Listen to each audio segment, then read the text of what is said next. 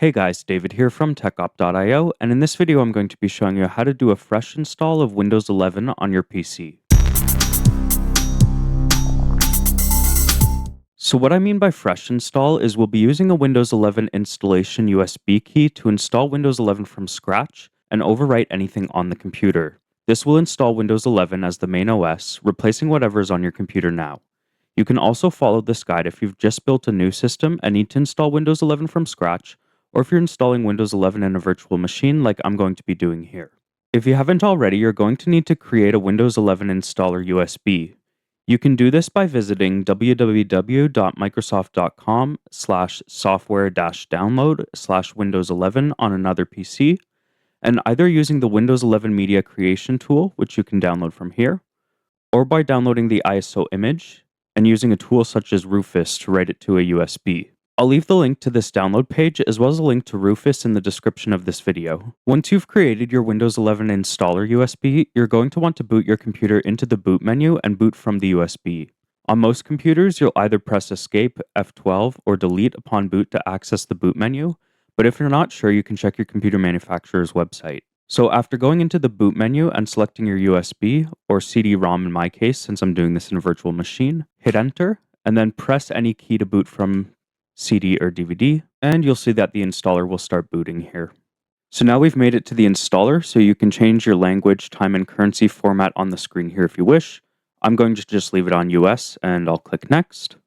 Here you can change the keyboard layout if you're not using a US keyboard. I'm just going to leave it on US and click Next. And on this screen, you'll want to make sure that Install Windows 11 is selected, and you'll have to check this box here that says, I agree everything will be deleted, including files, apps, and settings. So I'm going to click that, and I'll click Next. And now you'll be asked for your product key. So you can either enter a product key, or you can click this button down here that says, I don't have a product key. And here we'll be asked which version we want to install, Home, Pro, or some other version. I'm going to select Pro here, but the remaining steps are the same regardless of which version you select. So I'll click Next. Now, keep in mind that if you're doing this on a computer that previously came pre-installed with Windows 10 or Windows 11, your product key might actually be integrated into your BIOS, and you may not actually be asked for your product key or the addition of Windows you want to install. In that case, the previous two screens won't show, and you will be brought straight to this screen, the license agreement, and the installer will select the addition of Windows to install automatically based on the product key in your BIOS. So now that we're at the license agreement, we'll just accept. And now when you get to this screen here, you'll see a breakdown of the current configuration of your storage devices.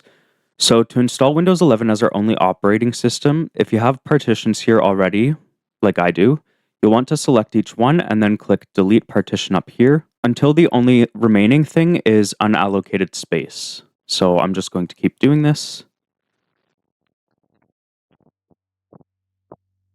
And now we just have unallocated space left.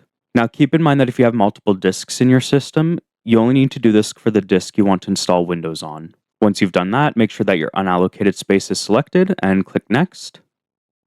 Next, we'll see an installation summary.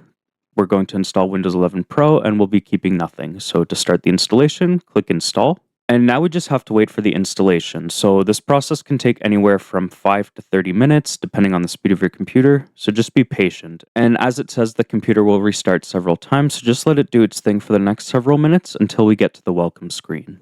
Some of the progress screens after restarting may look a little different too, and the progress may jump around or even go to 0 like mine has here. But that is normal. Just continue to be patient and it will eventually finish. Alright, and after about 20 minutes for me here, I'm at the welcome screen and I'm being asked to select my country, so I'll scroll down and I'll select Canada and hit yes.